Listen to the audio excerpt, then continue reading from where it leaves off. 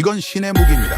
2024년 12월 25일 서울의 한 건물 옥상에 조용히 무기 하나가 올라갔습니다. 소리도 없고 빛도 보이지 않는 무기. 이스라엘도 미국도 아직 못한 일을 한국이 세계 최초로 해냈습니다. 그리고 이 소식은 사막 저편 한 나라의 방공 전략을 통째로 흔들기 시작했습니다. 한국은 어떻게 해냈을까요? 지금부터 그 전말을 공개합니다. 레이더 화면 위로 붉은 점 하나가 깜빡였습니다. 자정을 넘긴 시각, 아부다비 동부해안기지 관제실 안은 형광등, 불빛 아래 조용히 가라앉아 있었죠. 에어컨 돌아가는 소리와 콘솔에서 나는 낮은 기계음 말고는 아무 소리도 들리지 않았습니다. 저는 화면 앞에 서서 그 점의 움직임을 눈으로 쫓았습니다. 속도는 느렸고 고도는 낮았습니다. 2시간 전부터 이어진 침묵이 그 점 하나로 깨지려는 참이었어요. 동부해안 레이더, 적어도 표적 하나 포착됐습니다. 관제 장교의 목소리가 평소보다 한 톤 높았습니다. 저는 손끝으로 콘솔을 짚으며 화면을 확대했습니다. 표적은 하나에서 셋으로, 셋에서 8으로 늘어나고 있었죠. 자폭형 무인기로 추정된다는 문구가 화면 하단에 떴을 때 저는 이미 머릿속으로 계산을 시작하고 있었습니다. 이 계산은 이제 반사적으로 튀어나오는 습관 같은 것이었어요. 패트리어트 포대 대기 상태 진입했습니다. 발사 승인 필요합니다. 부관하산이 제 옆으로 다가와 태블릿을 내밀었습니다. 화면에는 이미 요격 예상 비용이 떠 있었어요. 8대를 잡으려면 최소 16발이 필요하고 한 발에 59억 원이니 단순 계산으로도 900억 원이 넘는 돈이었습니다. 저는 승인 버튼 위에 손가락을 올렸다가 다시 내렸습니다. 이런 망설임이 몇 초씩 반복될 때마다 등 뒤로 식은땀이 흘렀죠. 하산의 턱 근육이 미세하게 굳는 게 곁눈으로 보였습니다. 총괄님, 표적 접근 속도 유지 중입니다. 경계선까지 남은 시간은 12분입니다. 관제 장교의 보고가 이어질수록 벙커 안공기가 조금씩 무거워지는 게 느껴졌습니다. 저는 22회째 이 일을 하고 있었습니다. 처음 관제실에 앉았을 때만 해도 패트리어트는 난공불락의 방패였어요. 그런데 언제부턴가 저는 하늘보다 가격표를 먼저 읽는 사람이 되어 있었습니다. 방공을 지휘하는 게 아니라 예산을 지휘하는 기분이 들 때가 많았거든요. 하산의 눈빛에도 같은 피로가 묻어 있었습니다. 그 눈빛을 마주할 때마다 저는 뭔가 대답해야 할 것 같은 압박을 느꼈지만 딱히 할 말이 없었습니다. 승인하십시오. 8대 전부 요격 대상입니다. 저는 결국 입을 열었습니다. 목소리는 담담했지만 손끝은 미세하게 떨리고 있었어요. 하산이 승인 절차를 진행하는 동안 저는 화면에서 눈을 떼지 못했습니다. 8개의 붉은 점이 여전히 해안선을 향해 다가오고 있었으니까요. 관제실 조명이 유독 차갑게 느껴지는 밤이었습니다. 누군가의 마른 기침 소리가 정적을 잠깐 갈랐다가 다시 조용해졌습니다. 발사 완료. 요격까지 잔여 시간 45초입니다. 관제실 안에 모든 사람이 숨을 죽였습니다. 저 역시 화면 한 켠에 뜬 예상 비용란에서 눈을 떼지 못하고 있었죠. 940억 원. 오늘 하루, 이 야간 교전 하나로 허공에 흩어질 돈이었습니다. 그리고 이런 밤이 어제도 있었고 모레도 있을 거라는 사실이 숫자보다 더 무겁게 다가왔습니다. 저는 눈을 감았다가 다시 떴습니다. 화면 속 점들은 여전히 움직이고 있었습니다. 총괄님, 이번 달만 벌써 3번째입니다. 하산이 낮은 목소리로 말했습니다. 저는 대답 대신 화면을 바라봤습니다. 요격 성공을 알리는 초록색 표시가 하나둘 뜨기 시작했고 관제실 여기저기서 짧은 안도의 한숨이 들렸습니다. 하지만 저는 쉽게 안도할 수 없었어요. 이겼는데도 진 것 같은 기분이 드는 밤이었으니까요. 저는 의자에 앉지도 못한 채 화면 앞에 그대로 서 있었습니다. 다리에 힘이 풀리는 것 같으면서도 동시에 어깨는 여전히 딱딱하게 굳어 있었습니다. 이 일을 22회나 했으면 익숙해질 법도 한데 저는 여전히 매번 이 순간이 낯설었습니다. 이겨도 웃을 수 없는 싸움이라는 게 어떤 건지 이 일을 해보지 않은 사람은 아마 모를 겁니다. 그리고 바로 그 순간 제 책상 위에 보안 단말기에서 알림이 울렸습니다. 국방부 정보국에서 보낸 긴급 보고서였죠. 발신 시각을 확인한 저는 무심코 화면을 열었다가 그대로 손을 멈췄습니다. 제목 하나가 눈에 들어왔기 때문이었습니다. 한국, 세계 최초 레이저 대공무기 실전 배치. 저는 그 문장을 다시 한번 읽었습니다. 방금 940억 원을 쏟아부은 벙커 한복판에서 그 8글자가 이상하리만치 낯설게 다가왔습니다. 저는 보고서를 한 줄씩 읽어 내려갔습니다. 문장은 짧고 건조했지만 그 안에 담긴 숫자들이 자꾸만 눈에 걸렸습니다. 한국국방과학연구소가 개발한 레이저 대공무기가 지난달 실전 배치됐고 발사 한 번에 드는 비용이 2,000원 수준이라는 내용이었어요. 저는 그 숫자를 2번 다시 읽었습니다. 방금 제 손으로 승인한 940억 원과 나란히 놓고 보니 마치 다른 세계의 이야기처럼 느껴졌습니다. 관제실 밖 복도에서 야간 근무조가 교대하며 오가는 발소리가 들렸지만 저는 그 소리조차 멀게만 느껴졌습니다. 총괄님, 뭘 그렇게 보고 계십니까? 하산이 제 어깨 너머로 화면을 들여다보며 물었습니다. 저는 대답 대신 보고서를 그 친구 쪽으로 돌려줬습니다. 하산의 눈이 화면 위를 빠르게 훑더니 어느 순간 멈췄습니다. 2,000원이라는 숫자 앞에서였죠. 이거 오타 아닙니까? 2,000원이면 커피 한 잔 값도 안 되는데요. 저도 처음엔 그렇게 생각했습니다. 하지만 발신처는 국방부 정보국이었고 출처는 한국 국방부 공식 발표였어요. 오타로 치부하기엔 문서 자체가 너무 정제되어 있었습니다. 저는 등받이에 기대 앉으며 관제실 반대편에 앉아있던 경제 담당관을 불렀습니다. 이런 숫자는 결국 그 사람이 확인해야 말이 되는 것이었으니까요. 경제 담당관이 다가와 화면을 보더니 잠시 말이 없었습니다. 안경 너머로 화면을 몇 번이고 다시 읽는 모습이 보였어요. 그러다 낮은 목소리로 이렇게 말했습니다. 총괄님, 이게 사실이면 우리가 지금까지 하던 계산 자체가 틀린 겁니다. 감당하지 못하는 방어는 애초에 방어가 아니었던 거죠. 저는 그 말을 흘려들었습니다. 새벽 2시가 넘은 시각이었고 방금 8대의 무인기를 막아낸 뒤였으니까요. 낯선 나라의 실험적인 무기 하나 때문에 20년 넘게 지켜온 체계를 의심할 이유는 없어 보였습니다. 저는 화면을 끄려다가 문득 손을 멈췄습니다. 레이저라니. 저는 그 단어를 입속으로 굴려봤습니다. 영화에나 나올 법한 단어가 공식 국방보고서에 적혀 있다는 사실 자체가 낯설게 느껴졌거든요.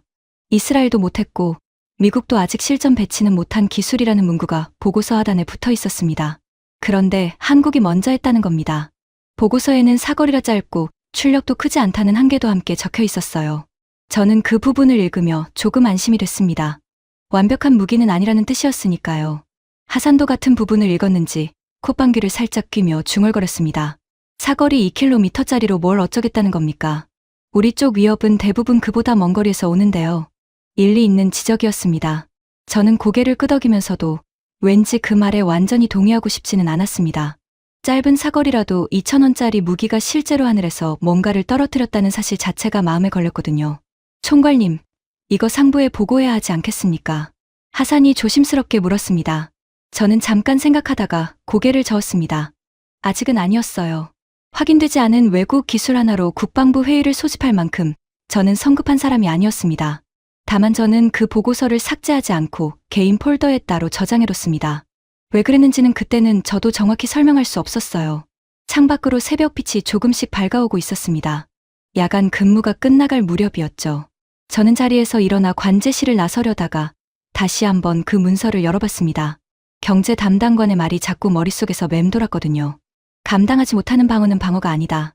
그 말을 되뇌는 사이 제 휴대전화가 짧게 진동했습니다. 국방부 차관실에서 온 메시지였습니다. 이런 시각에 차관실에서 직접 연락이 오는 일은 흔치 않았어요. 저는 잠깐 멈칫하다가 화면을 열었습니다. 내일 오전 9시 차관 집무실로 와주게. 어젯밤 교전 비용건으로 논의할 게 있네.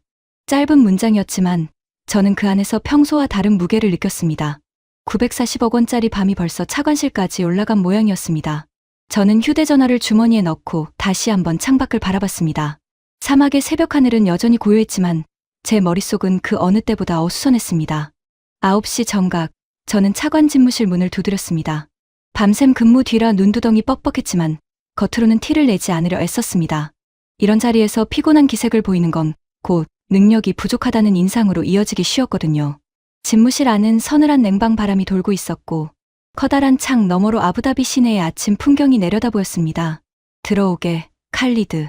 차관은 책상 위에 서류 몇 장을 펼쳐놓고 있었습니다. 제가 자리에 앉자마자 그가 첫 장을 제 쪽으로 밀었습니다. 지난 12달간의 요격 비용을 정리한 표였어요. 숫자는 달마다 조금씩 다르긴 했지만 방향은 한결같이 위를 향하고 있었습니다. 작년 한 해 우리가 무인기 요격에 쓴 돈이 얼마인지 아나? 저는 대략적인 수치는 알고 있었지만 굳이 먼저 말하지 않았습니다. 차관이 원하는 건 제 대답이 아니라 제 반응이었으니까요. 2조 원이 넘어. 그것도 훈련이 아니라 실전 대응 비용만 따진 숫자야. 저는 잠자코 표를 들여다봤습니다. 우리 통합방공사령부는 패트리어트를 중심으로 3중, 4중의 방어망을 짜놓고 있었습니다. 장거리는 패트리어트, 중거리는 다른 유도무기 체계, 근거리는 기관포로 막는 구조였죠. 이론적으로는 완벽에 가까운 배치였습니다. 다만 그 완벽함을 유지하는데 매달 천문학적인 돈이 들어간다는 게 문제였습니다. 특히 최근 2년 사이 무인기 위협이 급증하면서 예전에는 분기별로 한 번 있을까 말까 하던 교전이 이제는 거의 매주 벌어지는 일이 되어 있었습니다. 이런 식이면 5년 안에 국방 예산의 절반이 무인기 요격에 들어갈 거라는 분석도 있어. 적들은 그걸 알고 있고 드론값은 계속 떨어지는데 우리 쪽 요격 비용은 그대로거든.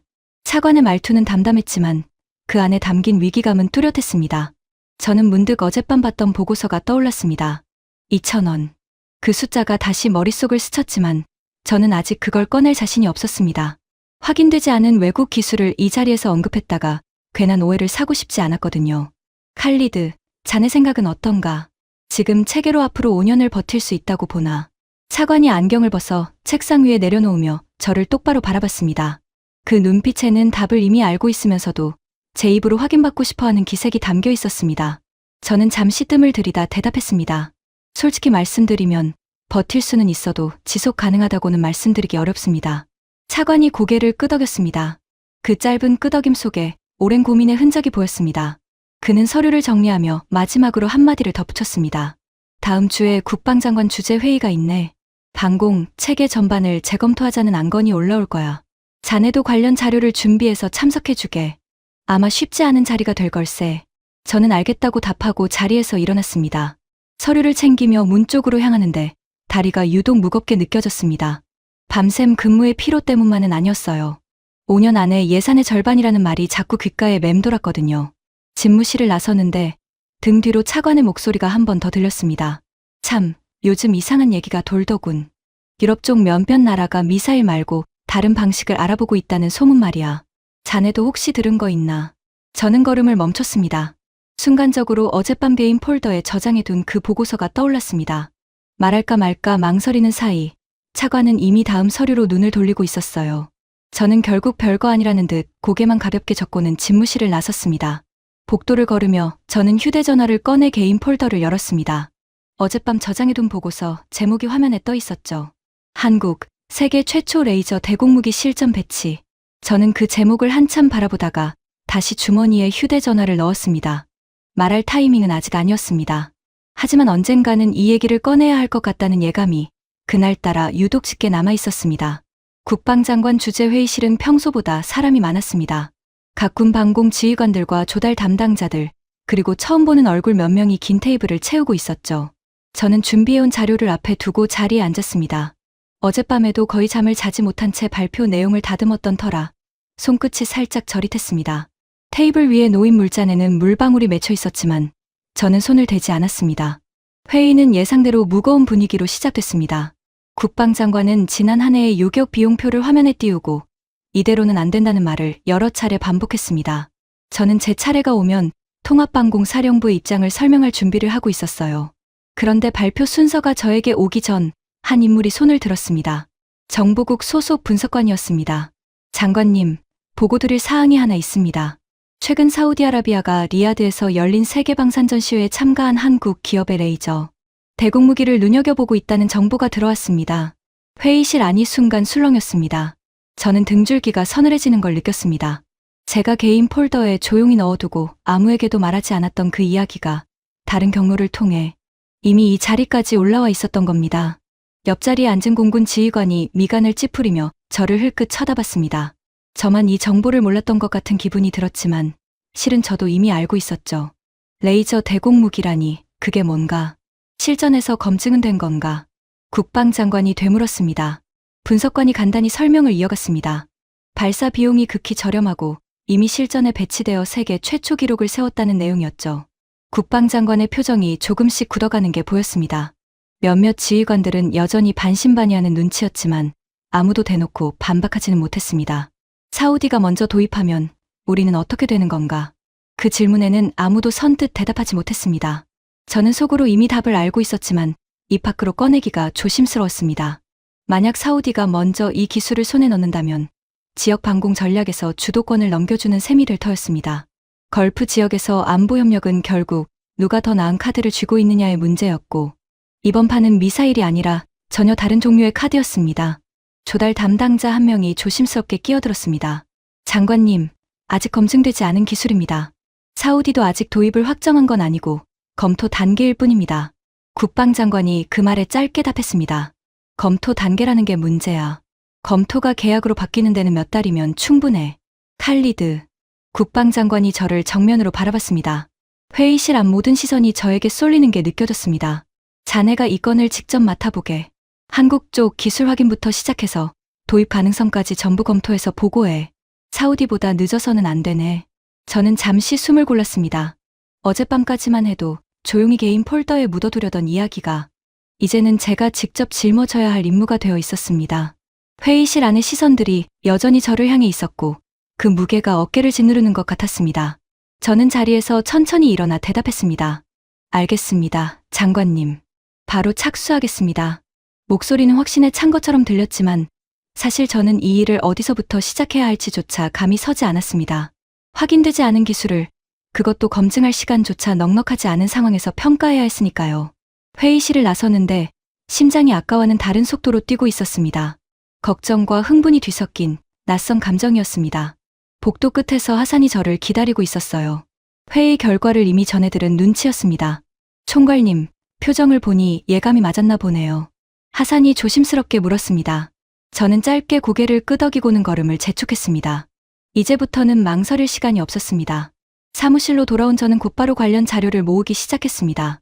책상 위에 흩어진 서류들 사이로 어제 저장해둔 그 보고서를 다시 열었습니다. 하지만 얼마 지나지 않아 예상치 못한 벽에 부딪혔습니다.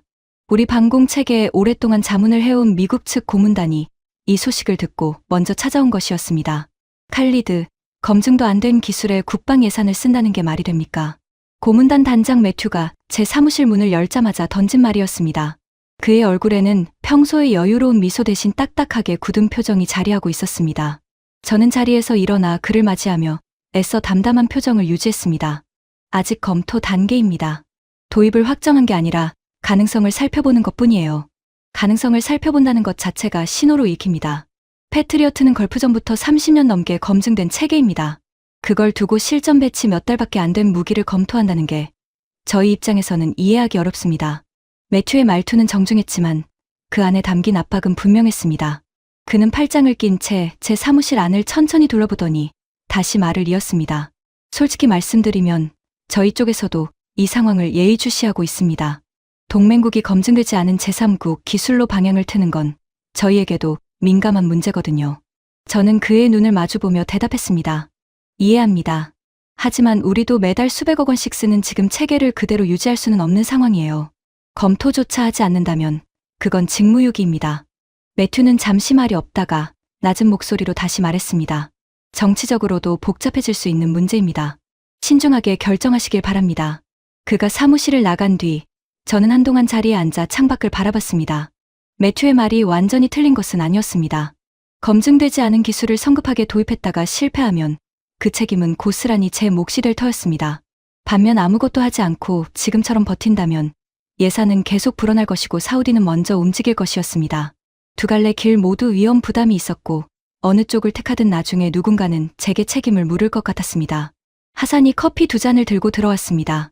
한 잔을 제 앞에 내려놓으며 조심스럽게 물었습니다. 총괄님, 진짜로 이걸 밀어붙이실 겁니까? 미국 쪽 반응이 심상치 않은데요. 저는 커피잔을 한참 바라보다가 대답했습니다.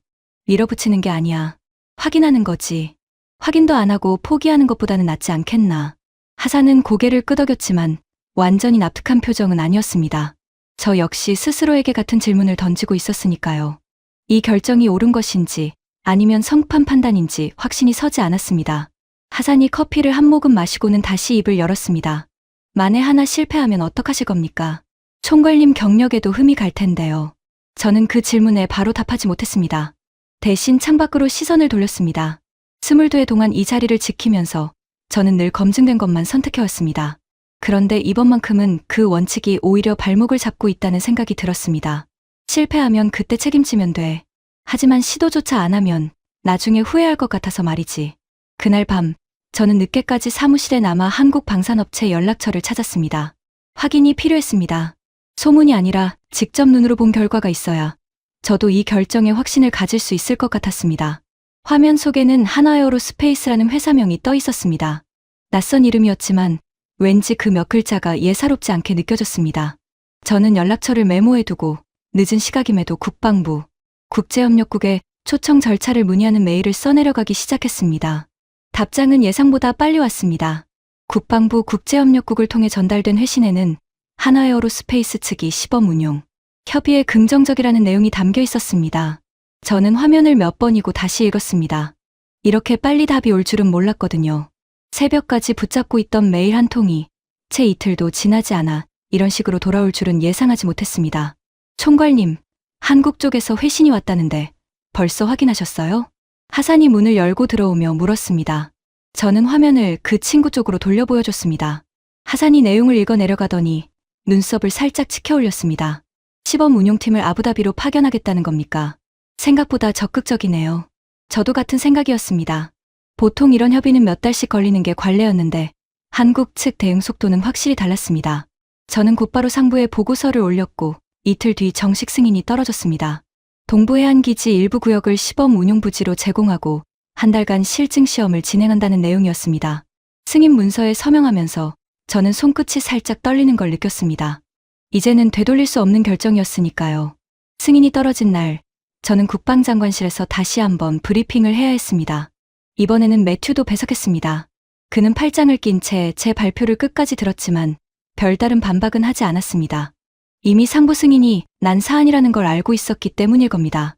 브리핑이 끝난 뒤 복도에서 마주쳤을 때 그는 짧게 한마디만 남겼습니다. 결과가 궁금하네요, 총괄님. 저는 그 말에서 순수한 호기심인지 은근한 경고인지 구분하기 어려웠습니다. 일주일 뒤 저는 공항으로 향했습니다. 한국에서 파견된 시범 운용팀을 직접 맞이하기 위해서였어요. 활주로에 착륙한 수송기에서 사람들이 하나둘 내려오는 모습을 지켜보며 저는 묘한 긴장감을 느꼈습니다. 이 사람들의 손에 우리 방공망의 미래가 걸려 있을지도 모른다는 생각이 들었거든요. 사막의 오후 열기가 활주로 위로 아지랑이처럼 피어오르고 있었고 그 사이로 처음 보는 장비들이 컨테이너째 내려지는 모습이 보였습니다. 가장 먼저 저에게 다가온 사람은 계급장을 단 군인이었습니다. 키는 크지 않았지만 눈빛이 단단해 보였고 얼굴은 사막과는 다른 종류의 햇볕에 그을려 있는 듯했습니다. 칼리드 총괄님이시죠? 처음 뵙겠습니다. 박준혁입니다. 그는 손을 내밀며 짧게 자신을 소개했습니다. 악수하는 손에 굳은 살이 느껴졌습니다. 사무실에만 앉아있는 사람의 손은 아니었어요. 저는 그 손을 맞잡으며 대답했습니다. 먼 길 오셨습니다. 짧은 시간 안에 많은 걸 보여주셔야 할 텐데 부담이 크시겠어요. 박태령은 잠깐 웃더니 담담한 목소리로 말했습니다. 부담은 늘 있습니다. 다만 저희는 보여드릴 게 있어서 온 겁니다. 그 말이 어딘가 낯설게 다가왔습니다. 지금까지 제가 만나본 방산업체 관계자들은 대부분 화려한 발표, 자료로 무장하고 있었는데 이 사람은 처음부터 결과로 말하겠다는 태도였습니다. 저는 그런 태도가 오히려 마음에 들었습니다. 시범 운용 부지로 향하는 차 안에서 저는 박대령에게 물었습니다. 정말 가능합니까? 저희 위협 대부분은 야간에, 그것도 여러 대가 동시에 몰려옵니다. 박대령은 창밖을 바라보며 짧게 답했습니다. 직접 보시면 압니다. 그 짧은 대답이 오히려 더 강하게 들렸습니다. 화려한 수사 대신 결과로 증명하겠다는 태도가 이상하게도 제 안에 있던 의심을 조금씩 누그러뜨리고 있었습니다. 창밖으로는 익숙한 사막 풍경이 지나가고 있었지만 저는 그날따라 그 풍경이 조금 다르게 보였습니다. 시범 운용 부지에 도착하자 박 대령의 팀원들이 이미 장비를 내리고 있었습니다. 컨테이너 몇 개와 케이블 뭉치, 그리고 레이더 접시처럼 생긴 장치 하나가 전부였습니다. 저는 솔직히 조금 실망했습니다. 패트리어트 포대에 비하면 초라하다 싶을 정도로 단출한 규모였거든요. 거대한 발사관도 줄지어 늘어선 미사일도 없었습니다. 그저 사무용 컨테이너 몇 동과 안테나 하나뿐이었죠. 이게 전부입니까? 제가 묻자 박 대령이 고개를 끄덕였습니다. 전력만 연결되면 바로 가동됩니다. 탄약고도, 별도 정비시설도 필요 없습니다. 저는 그 말을 들으며 속으로 반신반의했습니다. 하지만 겉으로 티를 내지는 않았습니다. 대신 실무적인 질문을 던졌습니다. 설치에는 얼마나 걸립니까? 이틀이면 됩니다. 사흘째부터는 시험 가동에 들어갈 수 있습니다. 그의 대답은 짧고 명확했습니다. 저는 그런 화법이 낯설면서도 신뢰가 갔습니다. 지금까지 제가 상대해온 방산업체 사람들은 대부분 질문 하나에도 온갖 수식어를 붙여 대답하곤 했으니까요. 유지보수는 어떻게 합니까? 라고 다시 묻자 박 대령은 컨테이너 하나를 가리켰습니다.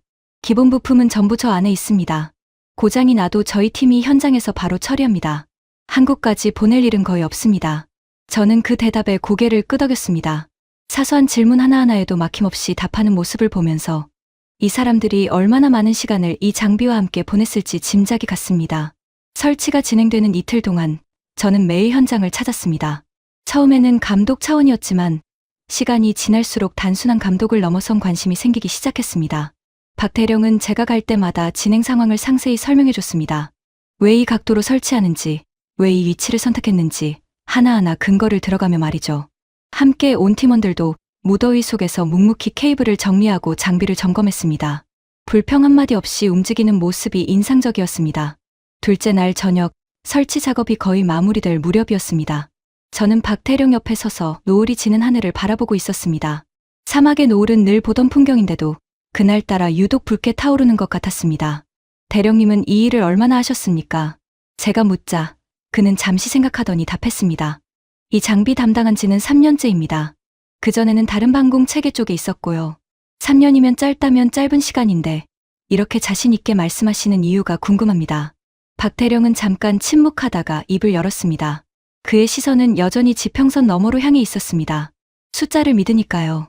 이 장비가 시험장에서 세운 기록들, 그게 제 자신감의 근거입니다. 사람 말보다 숫자를 믿는 게 마음이 편하더라고요. 그 대답이 묘하게 마음에 남았습니다. 저 역시 오랫동안 숫자로 세상을 판단해온 사람이었으니까요.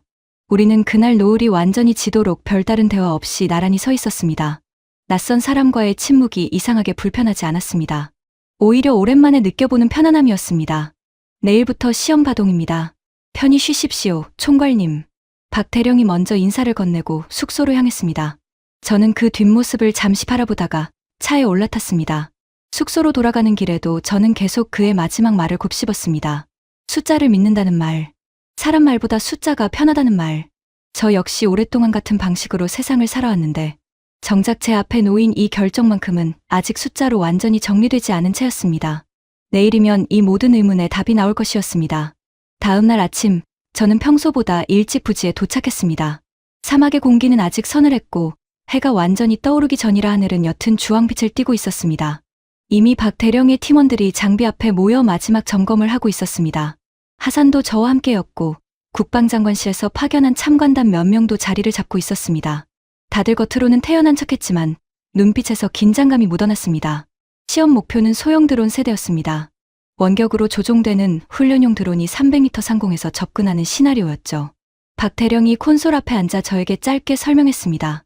레이더가 표적을 포착하면 자동으로 추적하고 발사 여부만 저희가 결정합니다. 조준 자체는 시스템이 알아서 합니다. 패트리어트는 어떻습니까? 조준부터 발사까지 사람이 몇 단계씩 개입해야 하는데요. 제가 묻자 박 대령이 고개를 끄덕였습니다. 여기도 최종 발사 승인은 사람이 합니다. 다만 조준과 추적 과정에서 오차가 거의 없다는 게 다른 점입니다. 표적이 작고 빨라도 레이저는 빛의 속도로 움직이니까요. 저는 고개를 끄덕이며 화면을 주시했습니다. 잠시 뒤 원거리에서 드론 한 대가 떠오르는 게 보였습니다. 콘솔 화면에는 표적을 나타내는 사각형이 드론을 정확히 감싸고 있었습니다. 표적 포착, 발사 준비 완료. 박 대령의 목소리는 담담했습니다. 저도 모르게 숨을 참고 있었습니다. 발사. 그 순간 저는 아무 소리도 듣지 못했습니다. 섬광도 보이지 않았습니다. 다만 화면 속 드론이 갑자기 흔들리더니 2초쯤 지나 그대로 추락하기 시작했습니다. 폭발도 없었고 파편도 없었습니다. 그저 조용히 마치 스스로 힘을 잃은 것처럼 떨어졌습니다. 참관단 중 한 명이 저도 모르게 자리에서 반쯤 일어났다가 다시 앉는 모습이 곁눈으로 보였습니다. 이게 답니까? 제가 얼떨떨한 목소리로 묻자 박 대령이 옅게 웃으며 답했습니다. 이게 답니다. 참관단 사이에서 작은 탄성이 터져 나왔습니다. 저는 여전히 믿기지 않아 화면을 다시 돌려보라고 요청했습니다. 재생된 영상에서도 결과는 같았습니다. 소리도, 빛도, 파편도 없이 표적이 사라졌습니다. 하산이 제 옆에서 조용히 물었습니다. 총괄님, 방금 발사 비용이 얼마였는지 아십니까? 저는 고개를 저었습니다. 하산이 태블릿을 내밀었습니다. 화면에는 이번 시험 발사의 전력 소모량을 환산한 비용이 떠 있었습니다. 약 2,000원. 저는 그 숫자를 보고 또 봤습니다.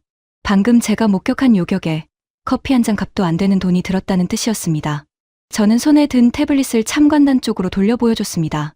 다들 화면을 들여다보더니 서로 얼굴을 마주보며 낮은 탄식을 내뱉었습니다. 이어서 두 번째, 세 번째 드론이 차례로 투입됐고 결과는 동일했습니다. 세 대 모두 정확히 격추됐고 총 비용은 6,000원이 채 되지 않았습니다. 저는 그 숫자를 어제 승인했던 940억 원과 나란히 떠올렸습니다. 도저히 같은 세상의 숫자라고는 믿기지 않았습니다. 두 번째 드론이 떨어질 때는 참관단에서 짧은 박수가 나오기도 했습니다. 세 번째 드론이 떨어질 무렵에는 아무도 놀라지 않았습니다. 대신 다들 각자의 수첩에 뭔가를 열심히 적고 있었죠. 박 대령이 콘솔에서 일어나 저에게 다가왔습니다. 이마에 땀이 살짝 맺혀 있었지만 표정만큼은 시종일관 차분했습니다. 어떠십니까, 총괄님? 저는 한동안 말을 잇지 못했습니다. 머릿속에서는 어젯밤 승인했던 숫자와 방금 목격한 숫자가 계속해서 부딪히고 있었습니다. 그러다 겨우 입을 열었습니다. 이걸 보고도 안 믿을 사람이 있을까요?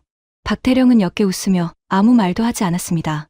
그 침묵이 오히려 어떤 말보다 더 확실한 대답처럼 느껴졌습니다.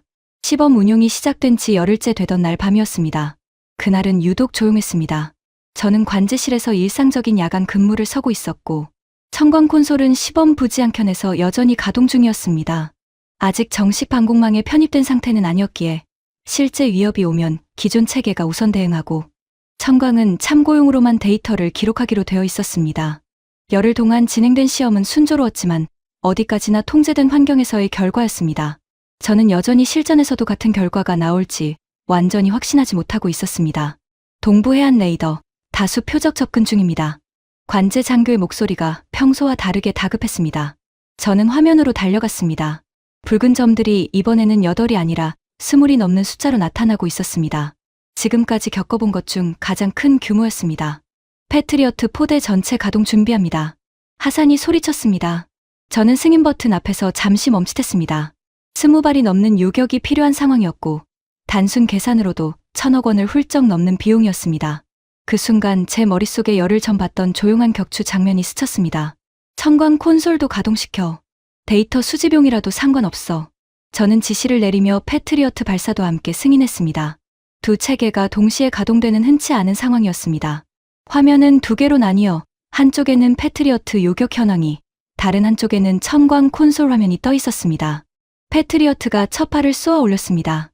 몇 초 뒤 요격 성공 신호가 떴습니다. 동시에 청광 화면에서도 점 하나가 조용히 사라지고 있었습니다. 저는 두 화면을 번갈아 보며 숨죽였습니다. 관제실 안에는 패트리어트 발사음을 알리는 진동이 벽을 타고 희미하게 전해졌지만 청광 쪽 화면은 그저 고요했습니다. 패트리어트 요격 대수 5, 잔여 표적 15, 관제 장교의 보고가 이어지는 동안 저는 청광 화면에서도 표적이 하나둘 사라지는 걸 지켜봤습니다. 소리도 섬광도 없이 그저 조용히 사라지고 있었습니다. 박 대령이 콘솔 앞에서 침착하게 표적을 하나씩 처리해 나가고 있었습니다. 그의 손놀림에는 흔들림이 전혀 없었습니다. 마치 열흘 동안 반복했던 시험 그대로를 다시 재현하고 있는 것 같았습니다. 총괄님, 청광이 벌써 6대를 잡았습니다. 하산의 목소리에 놀라움이 섞여 있었습니다. 저는 두 화면의 속도 차이를 눈으로 확인하고 있었습니다. 패트리어트가 신중하게 한 발씩 발사하는 동안 청광은 표적이 사거리 안에 들어오는 대로 연속해서 무력화시키고 있었습니다. 교전이 끝났을 때 23대의 무인기 중 21대가 격추됐습니다. 그중 17대는 청광이, 나머지는 패트리어트가 처리한 결과였습니다. 저는 그 숫자를 보며 말을 잃었습니다. 총괄님, 이번 교전 비용 정리됐습니다. 경제 담당관이 다가와 태블릿을 내밀었습니다. 패트리어트 몫은 약 590억 원, 청광 몫은 약 34,000원이었습니다. 저는 그 숫자 2개를 나란히 바라보며 한동안 아무 말도 할 수 없었습니다. 관제실 안의 소란이 조금씩 가라앉고 다들 방금 벌어진 일을 각자의 방식으로 소화하고 있는 듯했습니다. 박 대령이 콘솔에서 일어나 저에게 다가왔습니다. 그의 얼굴에도 옅은 피로가 묻어 있었지만 눈빛만은 또렷했습니다. 총괄님, 실전에서도 데이터는 시험장과 크게 다르지 않았습니다. 저는 그 말에 고개를 끄덕이며 창밖을 바라봤습니다. 동이 트기 시작한 하늘 아래 시범 부지의 작은 안테나 하나가 조용히 서 있었습니다. 저는 그 순간 이 결정이 더는 검토의 영역이 아니라는 걸 직감했습니다. 그날 아침의 성과는 오래 비밀로 남아있지 않았습니다. 국방장관실은 물론 며칠 지나지 않아 언론에도 일부 소식이 흘러들어갔습니다. 23대 규모의 공격을 막아냈다는 사실 자체가 워낙 이례적이었으니까요. 저는 그 소식이 반가우면서도 한편으로는 불안했습니다. 주목받는다는 건 곧 견제받는다는 뜻이기도 했으니까요. 국내 매체 한 곳은 벌써 정체불명의 신형 방공무기라는 제목으로 짧은 기사를 냈고 그 기사는 하루 만에 여러 매체로 퍼져나갔습니다. 예상은 틀리지 않았습니다. 사흘 뒤 매튜가 다시 제 사무실을 찾아왔습니다. 이번에는 혼자가 아니었습니다. 워싱턴에서 온 듯한 정장 차림의 남자 한 명이 함께였습니다. 그의 표정에는 처음부터 여유라고는 찾아볼 수 없었습니다. 칼리드 총괄님, 이쪽은 국무부에서 오신 분입니다. 매튜가 소개했습니다. 저는 자리에서 일어나 악수를 청했지만 상대방의 표정은 뻣뻣했습니다. 총괄님, 최근 검증되지 않은 제3국 방공 체계를 실전에 투입하셨다고 들었습니다. 이게 얼마나 민감한 문제인지 이해하고 계십니까? 저는 그 말투에서 이미 결론을 내리고 온 사람의 태도를 느꼈습니다. 정식 방공망에 편입된 게 아니라 시범 운용 중이었습니다. 그리고 그 결과는 숫자로 증명됐고요. 숫자로 증명됐다고 해서 안보 체계 전체의 상호 운용성 문제가 사라지는 건 아닙니다. 저희 쪽 위성 정보, 통신 프로토콜, 지휘 통제 체계 전부가 패트리어트 중심으로 설계돼 있습니다. 갑자기 다른 나라 체계를 끼워 넣으면 전체 통합에 균열이 생길 수 있습니다.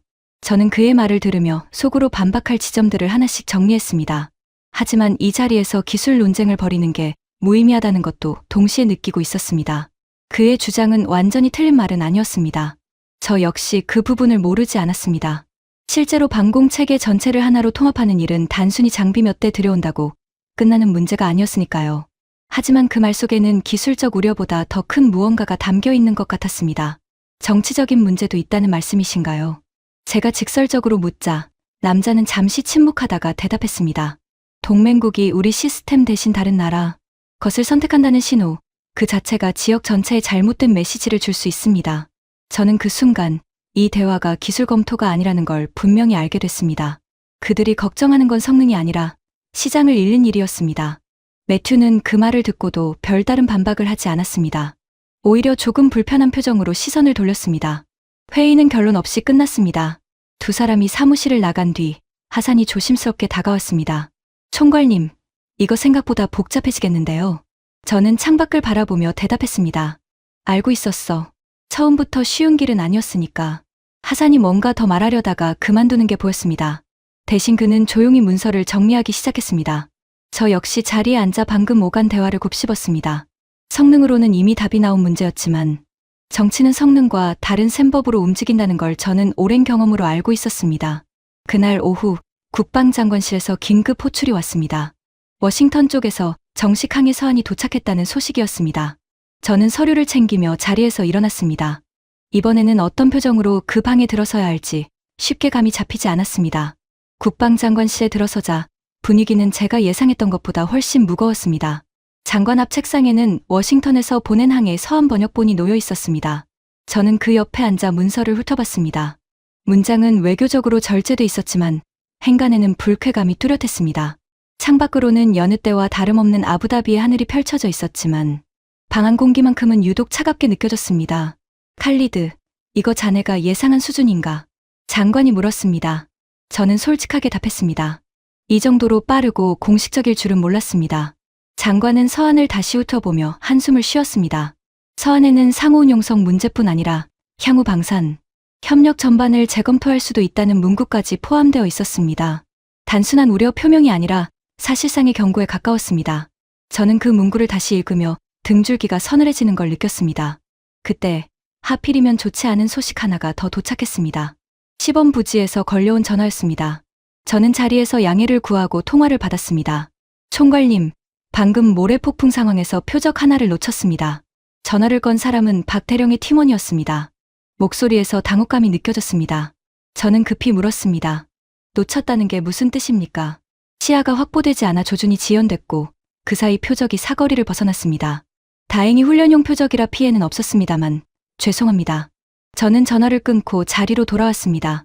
손끝이 조금 떨리고 있었습니다. 장관이 제 표정을 보고 무슨 일이냐고 물었습니다. 저는 사실대로 보고했습니다. 모래 폭풍 속에서 표적을 놓친 사례가 발생했다고요. 장관의 얼굴이 순간 굳었습니다. 날씨 하나에 무력화되는 무기라니. 우리가 사는 곳이 어떤 곳인지 알면서 이런 약점을 가진 체계에 승부를 걸어도 되겠나. 저는 아무 대답도 하지 못했습니다. 사막국가에서 모래폭풍은 연중 몇 차례씩 반드시 찾아오는 현상이었으니까요. 그 순간만큼은 그동안 봤던 모든 성과가 무색해지는 기분이었습니다. 2,000원짜리 요격도, 23대를 막아낸 실전 데이터도 이 한 번의 실패 앞에서는 아무 무게도 갖지 못하는 것 같았습니다. 사람은 원래 100번의 성공보다 한 번의 실패를 더 오래 기억하는 법이니까요. 장관은 서한과 시범부지 보고서를 나란히 책상 위에 올려놓고 한참을 들여다봤습니다. 저는 그 침묵이 어떤 말보다 무겁게 느껴졌습니다. 그날 오후 장관은 시범 운용 확대 계획을 잠정 보류하라고 지시했습니다. 워싱턴의 항의와 날씨 약점, 두 가지가 겹치자 더는 밀어붙일 명분이 부족했습니다. 저는 사무실로 돌아와 창밖을 바라봤습니다. 시범 부지의 작은 안테나가 여전히 그 자리에 서 있었지만 그 존재가 처음으로 위태롭게 느껴졌습니다. 하산이 조용히 들어와 제 옆에 섰습니다. 총괄님, 여기서 끝나는 겁니까? 저는 대답 대신 책상 위에 놓인 서류들을 바라봤습니다. 지난 몇 주간의 자료들, 시험 기록들, 실전 데이터들이 눈앞에 쌓여 있었지만 그 어느 것도 지금 이 순간의 답을 대신해주지 못했습니다. 어디서부터 다시 시작해야 할지 저조차 확신이 서지 않았습니다. 하산이 조심스럽게 한마디를 덧붙였습니다. 박 대령님한테는 뭐라고 전해야 할까요? 저는 그 질문에 한동안 대답하지 못했습니다. 열흘 넘게 사막의 더위 속에서 장비를 돌보던 그 사람들의 얼굴이 떠올랐기 때문이었습니다. 그날 밤, 저는 집무실에 홀로 남아 그동안의 자료를 다시 훑어봤습니다. 숫자로는 이미 답이 나와 있었습니다. 2,000원과 59억 원, 34,000원과 590억 원. 하지만 숫자만으로는 장관을, 워싱턴을, 그리고 저 자신조차 완전히 설득하지 못하고 있었습니다. 창밖의 사막은 여전히 어두웠고 저는 그 어둠을 오래도록 바라보며 생각에 잠겼습니다. 저는 결국 하나의 결론에 도달했습니다. 직접 가서 확인해야 했습니다. 이 기술이 어디서, 어떤 사람들의 손에서 만들어졌는지를요. 다음 날 저는 박 대령에게 한국 방문을 요청했습니다. 국방과학연구소를 직접 둘러보고 싶다는 뜻을 전했더니 놀랍게도 답변은 빠르게 돌아왔습니다. 사흘 뒤 저는 하산과 함께 인천행 비행기에 올랐습니다. 대전에 도착해 국방과학연구소 정문을 통과했을 때 저는 의외의 인상을 받았습니다. 화려한 건물이나 거대한 시설을 기대했는데 낮은 연구동 몇 채가 수목 사이에 조용히 자리 잡고 있을 뿐이었습니다. 아부다비의 반짝이는 관공서 건물들과는 전혀 다른 풍경이었습니다. 저희를 맞이한 건 첨광 개발을 총괄해온 정해철 박사였습니다. 50대 중반쯤 되어 보이는 분이었는데 악수를 나누는 손에 굳은 살이 잡혀 있었습니다. 사무실에만 앉아있던 손은 아니었습니다. 안경 너머로 보이는 눈빛이 유난히 깊었습니다. 칼리드 총괄님, 먼 길 오셨습니다. 저희 연구가 궁금하다고 들었는데 시험장부터 보여드리겠습니다. 정 박사는 우리를 시험동으로 안내했습니다. 넓은 실내 사격장 같은 공간 한쪽에 첨광의 초기 시제품이 놓여 있었습니다. 아부다비에서 본 실전 배치 모델보다 크고 투박한 모습이었습니다. 이게 저희가 처음으로 요격에 성공했을 때 썼던 장비입니다. 정 박사가 낡은 영상 하나를 틀었습니다. 화질이 거친 옛날 영상 속에서 작은 드론 한 대가 시험장 상공을 날다가 조용히 추락했습니다. 화면 구석에 찍힌 날짜를 보니 꽤 오래전이었습니다. 이 성공까지 얼마나 걸린 겁니까? 제가 묻자 정 박사는 잠시 뜸을 들이다 답했습니다. 기초 연구부터 따지면 20년이 넘게 걸렸습니다. 예산이 끊길 뻔한 적도 여러 번이었고 이걸 왜 만드느냐는 질문도 숱하게 들었습니다. 20년. 저는 그 숫자의 무게를 가늠해봤습니다. 사막의 밤하늘에서 23대를 조용히 떨어뜨린 그 기술이 이렇게 긴 시간의 축적 위에 서 있었다는 사실이 새삼 다르게 다가왔습니다. 저는 문득 제가 지금까지 이 기술을 너무 쉽게 판단하려 했던 건 아닌지 돌아보게 됐습니다. 정 박사가 말을 이었습니다. 저희 아버지 세대는 전쟁 직후에 남의 나라 도움 없이는 하루도 버티기 힘든 시절을 겪었습니다. 저는 어릴 때부터 그 얘기를 들으며 자랐어요. 다시는 남에게 기대는 나라가 되지 않겠다는 게 이 연구실 사람들 대부분의 마음속에 있는 이유입니다. 저는 아무 말도 하지 못했습니다. 그저 정 박사의 얼굴을 그리고 그 뒤로 보이는 낡은 시험 장비를 바라볼 뿐이었습니다. 사막에서 자란 제가 겪어보지 못한 종류의 절박함이었지만 그 마음의 결만큼은 어렴풋이 이해할 수 있을 것 같았습니다. 정 박사가 복도벽에 걸린 흑백 사진 한 장을 가리켰습니다. 젊은 연구원들이 허름한 건물 앞에서 찍은 단체 사진이었습니다. 이분들이 맨바닥에서 시작했습니다. 예산도 장비도 부족했던 시절에 언젠가는 우리 손으로 첨단 무기를 만들겠다고 마음먹은 사람들이죠. 그 마음이 지금 이 시험동까지 이어진 겁니다. 저는 사진 속 얼굴들을 하나하나 들여다봤습니다. 다들 젊었고 표정은 진지했습니다. 그때 정 박사가 시계를 한번 보더니 조용히 말을 건넸습니다. 총괄님, 시간 괜찮으시면 한 군데 더 보여드리고 싶은 곳이 있습니다. 정 박사가 안내한 곳은 시험동 옆에 붙은 작은 부품 실험실이었습니다. 유리벽 너머로 정밀 장비들이 늘어서 있었고 연구원 몇 명이 조심스러운 손길로 무언가를 조립하고 있었습니다. 실험실 안은 먼지 하나 없이 정돈되어 있었고 다들 마스크와 장갑을 낀 채 극도로 조심스럽게 작업하고 있었습니다. 여기가 레이저 발진기를 만드는 곳입니다. 얼마 전에야 국산화에 성공했습니다. 정 박사의 설명에 저는 귀를 기울였습니다. 이 부품이 그렇게 중요한 겁니까? 레이저 무기의 심장 같은 부품입니다. 지금까지는 미국, 이스라엘, 중국, 독일 정도만 자체 생산이 가능했고 수출 통제도 엄격했습니다. 저희가 국산화에 성공하기 전까지는 이 부품 하나 때문에 저희도 다른 나라 눈치를 봐야 했습니다. 정 박사는 유리병 너머 작업대를 가리키며 말을 이었습니다. 저 부품 하나를 국산화하는 데만 5년이 걸렸습니다. 광섬유 안에 증폭 매질을 어떻게 배열하느냐에 따라 출력이 완전히 달라지거든요. 실패작만 수백 개를 만들었습니다. 저는 그 숫자에 다시 한번 놀랐습니다. 수백 번의 실패, 그 실패들이 쌓여 지금 이 조용한 실험실의 결과물이 되어 있었습니다. 저는 그 말의 의미를 천천히 곱씹었습니다. 성능이 아무리 뛰어나도 핵심 부품을 남의 나라에 의존한다면 결국 그 나라의 결정에 발목을 잡힐 수밖에 없었을 겁니다. 그런데 이제는 그 족쇄에서 완전히 벗어났다는 뜻이었습니다. 저는 문득 우리 통합방공사령부가 지금껏 패트리어트라는 하나의 축에 얼마나 깊이 의존해왔는지를 새삼 떠올렸습니다. 이제는 누구 허락도 필요 없이 필요한 만큼 만들 수 있다는 말씀이시군요. 정 박사가 고개를 끄덕였습니다.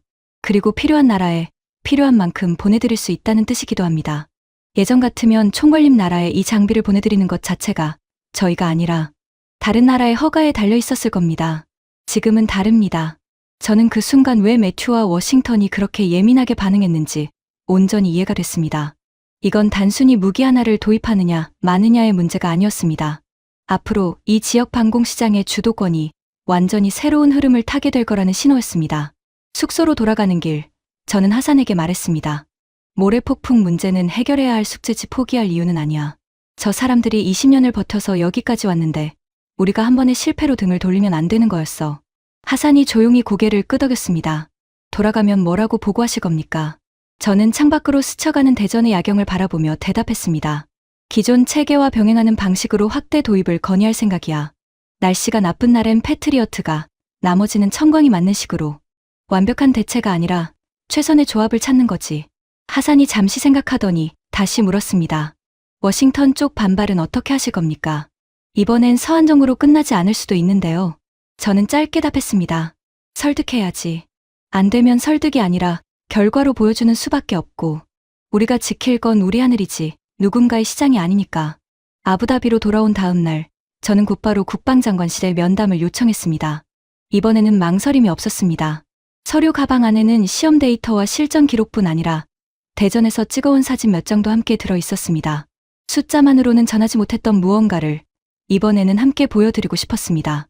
국방장관실 문을 열고 들어서자 장관은 여전히 지난번의 무거운 표정 그대로 앉아 있었습니다. 창밖으로는 아부다비의 오후 햇살이 눈부시게 쏟아지고 있었지만 방 안 분위기는 그 빛과는 어울리지 않게 가라앉아 있었습니다. 저는 자리에 앉아 준비해온 자료를 펼쳤습니다. 시험 데이터도 실전 기록도 아닌 대전에서 찍어온 사진 몇 장부터 먼저 보여드렸습니다. 이게 뭔가? 장관이 사진을 들여다보며 물었습니다. 저는 대답했습니다. 이 기술을 만든 사람들입니다. 20년 넘게 실패를 거듭하면서도 포기하지 않은 사람들이요. 저는 그들을 직접 만나고 왔습니다. 그리고 확신하게 됐습니다. 저는 모래폭풍 사고에 대한 대응 방안도 함께 제시했습니다. 기존 패트리어트 체계를 완전히 대체하는 게 아니라 기상 조건이 나쁜 날에는 기존 체계가, 그 외에는 청광이 주력을 맡는 이중 구조였습니다. 워싱턴의 반발에 대해서는 성능으로 답할 수밖에 없다는 점도 솔직히 말씀드렸습니다. 장관은 한참 자료를 들여다보다가 물었습니다. 이걸 정말 밀어붙일 자신이 있나? 있습니다. 실패해도 제가 책임지겠습니다. 하지만 시도조차 안 하면 우리는 영원히 지금 이 비용 구조에 갇혀 있을 겁니다. 저는 망설임 없이 답했습니다. 장관이 고개를 끄덕이며 서류에 서명을 시작했을 때 마침 제 무전기가 울렸습니다. 총괄님, 긴급 상황입니다. 수도 인근 상공으로 대규모 무인기 편대가 접근 중입니다. 규모는 최소 40대 이상으로 추정됩니다. 회의실 안의 공기가 순식간에 얼어붙었습니다. 40대. 지금까지 겪은 그 어떤 공격보다 큰 규모였습니다. 장관이 저를 바라봤습니다. 그 짧은 순간, 저는 그의 눈빛 속에서 신뢰와 불안이 동시에 교차하는 걸 봤습니다. 지금 결정할 시간이 없네. 자네 판단에 맡기겠어. 저는 곧바로 통합방공사령부로 뛰어갔습니다. 복도를 달리는 내내 대전에서 봤던 낡은 시험 영상과 흑백 사진들이 머릿속을 스쳐 지나갔습니다. 관제실에 도착했을 때 화면은 이미 붉은 점들로 가득했습니다. 하산이 저를 보자마자 소리쳤습니다. 총괄님, 지시를 내려주십시오. 패트리어트는 원거리 표적에, 청광은 근거리 전부에 배정한다. 두 체계 동시 가동. 저는 단호하게 말했습니다. 박태령의 팀도 이미 콘솔 앞에 자리를 잡고 있었습니다. 그의 손끝에는 흔들림이 전혀 없었습니다. 화면 속에서 패트리어트가 원거리 표적을 하나씩 정리하는 동안 청광은 훨씬 빠른 속도로 근거리 표적들을 지워나가기 시작했습니다. 소리도 섬광도 없이 붉은 점들이 하나둘 사라졌습니다. 관제실 안의 모든 시선이 두 화면 사이를 정신없이 오갔습니다. 10분이 채 지나지 않아 근거리 표적 대부분이 사라졌습니다. 패트리어트는 여전히 원거리 표적을 향해 신중하게 발사를 이어가고 있었습니다. 저는 그 대비를 보며 두 체계가 서로의 빈틈을 정확히 메우고 있다는 걸 실감했습니다. 교전이 끝났을 때 43대의 무인기 중 41대가 격추됐습니다. 그중 32대를 청광이 처리했습니다. 관제실 안에서 짧은 함성이 터져 나왔습니다. 저는 화면 앞에 서서 조용히 숨을 내쉬었습니다. 이겼습니다. 경제 담당관이 다가와 이번 교전의 비용을 보고했습니다. 패트리어트 몫은 약 480억 원, 청광 몫은 6만 원이 채 되지 않았습니다. 저는 그 숫자를 들으며 지난 몇 주간의 모든 망설임과 논쟁이 오늘 이 한 번의 밤을 위한 것이었다는 생각이 들었습니다. 그날 밤 이후로 많은 것이 달라졌습니다. 확대 도입안은 공식 승인됐고 청광은 더 이상 시범 부지, 한켠에 머무는 장비가 아니라 통합방공망의 정식 구성원이 됐습니다. 워싱턴에서는 예상대로 몇 차례 더 항의가 있었지만 43대 규모의 공격을 막아낸 실전 기록 앞에서 그 목소리는 점점 힘을 잃어갔습니다. 매튜도 언젠가부터 더는 사무실을 찾아오지 않았습니다. 몇 달이 지난 어느 날 밤, 저는 다시 관제실에 앉아 있었습니다.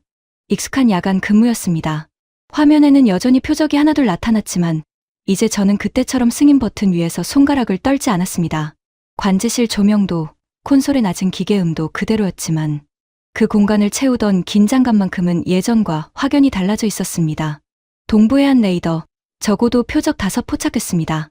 관제 장교의 보고가 들려왔습니다. 저는 짧게 지시했습니다. 청광 우선 대응. 몇 분 뒤 5대의 무인기가 소리 없이 사라졌다는 보고가 올라왔습니다. 관제실 안에는 예전 같은 긴장감이 없었습니다. 다들 익숙한 절차처럼 담담하게 상황을 처리하고 돌아갔습니다. 누구도 승인 버튼 앞에서 망설이지 않았고 누구도 예산표를 먼저 펼쳐보지 않았습니다. 하산이 제 옆으로 다가와 커피를 건넸습니다. 총괄님, 요즘은 예전보다 밤이 훨씬 편해지신 것 같습니다. 저는 커피를 받아들며 웃었습니다. 편해진 게 아니라 이제는 숫자를 무서워하지 않게 된 거지. 경제 담당관이 다가와 이번 달 요격 비용 보고서를 건넸습니다. 지난해 같은 달과 비교하면 전체 방공 예산이 상당 부분 줄어 있었습니다. 저는 그 표를 한참 들여다보다가 문득 처음 그 보고서를 읽던 밤을 떠올렸습니다. 940억 원짜리 밤과 2,000원짜리 문장. 그 사이에서 시작된 몇 달의 시간이었습니다. 그때는 그 숫자 하나가 이렇게까지 많은 것을 바꿔놓을 줄은 상상도 못했습니다. 박준혁 대령에게서 짧은 메시지가 도착했습니다. 본국으로 복귀하기 전 마지막 인사를 전하는 내용이었습니다. 총괄님 덕분에 저희 팀이 이곳에서 값진 데이터를 얻었습니다. 앞으로도 이 안을 잘 부탁드립니다. 저는 그 메시지를 2번 읽었습니다. 대전의 시험동에서 봤던 그의 담담한 표정과 사막의 노을 아래 나란히 서 있던 침묵이 함께 떠올랐습니다. 저는 창밖을 바라봤습니다. 사막의 밤하늘은 여전히 고요했습니다. 다만 그 고요함의 의미가 예전과는 완전히 달라져 있었습니다. 더는 두려움 때문에 조용한 밤이 아니라 지켜지고 있다는 확신 속의 고요함이었습니다. 저는 자리에서 일어나 관제실 창가로 걸어갔습니다. 저 멀리 시범부지에서 시작된 작은 안테나 하나가 지금은 여러 곳으로 늘어나 이 도시의 밤하늘을 나눠 지키고 있었습니다. 그 불빛도 없는 안테나들을 바라보며 저는 오랜만에 온전히 편안한 숨을 내쉬었습니다. 하산이 제 옆에 다가와 나란히 섰습니다. 우리는 한동안 아무 말 없이 그 어두운 하늘을 함께 바라봤습니다. 처음 이 일을 시작했을 때는 상상도 못했던 조용하고 단단한 밤이었습니다. 20년 전 대전의 작은 연구동에서 몇 명의 연구원들이 실패를 거듭하며 붙잡고 있던 하나의 가능성이 이제는 이 사막의 밤하늘까지 이어져 있었습니다. 그 사이의 거리를 저는 이제 숫자가 아니라 사람으로 기억하고 있었습니다. 굳은 살 박인 손으로 악수를 청하던 박대령, 20년의 세월을 담담히 말하던 정 박사, 그들의 조용한 확신이 결국 이 도시의 밤을 바꿔놓았습니다. 오늘 이야기는 실제 사실을 바탕으로 만든 뉴스픽션 콘텐츠입니다. 본 영상의 내레이션과 스토리는 인공지능의 도움을 받아 제작되었으며 실제 사건의 상상력을 더해 각색한 창작물임을 밝힙니다. 칼리드 총괄, 하산, 박준혁 대령, 정해철 박사는 실존 인물이 아닙니다.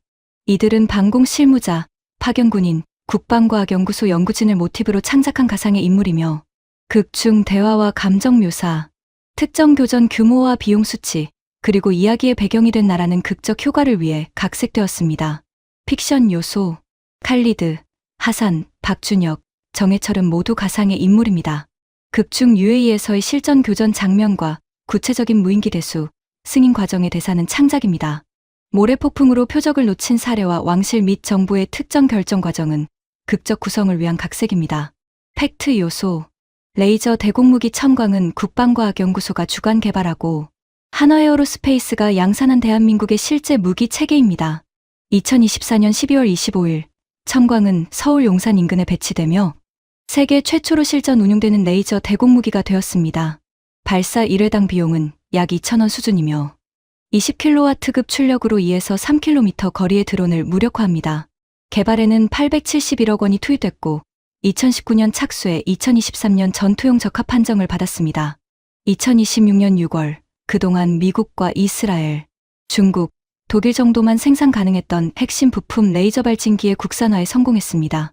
2026년 2월 사우디아라비아 세계방산 전시회를 시작으로 중동과 유럽, 여러 나라가 실제로 도입을 검토하고 있습니다.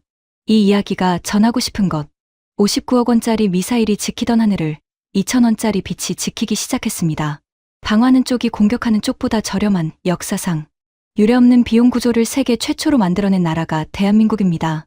역사적 배경, 첨광의 뿌리가 된 레이저 무기 연구는 1990년대 후반 국방과학연구소에서 시작됐습니다. 예산이 끊길 위기를 여러 차례 넘기며 20년 넘게 이어진 끝에 2024년 실전 배치라는 결실을 맺었습니다. 이 영상이 말하고자 하는 것은 특정 국가의 실제 도입 결정이나 외교적 입장을 사실로 단정하는 것이 아닙니다. 극중 UAE의 도입 과정은 실제 기술의 우수성과 국제적 관심을 전달하기 위한 가상의 이야기입니다.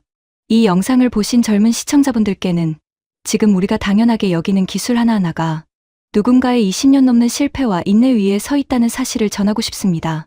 그리고 그 시절을 직접 겪으신 시청자분들께는 그때의 고단함이 결코 헛되지 않았다는 말씀을 드리고 싶습니다.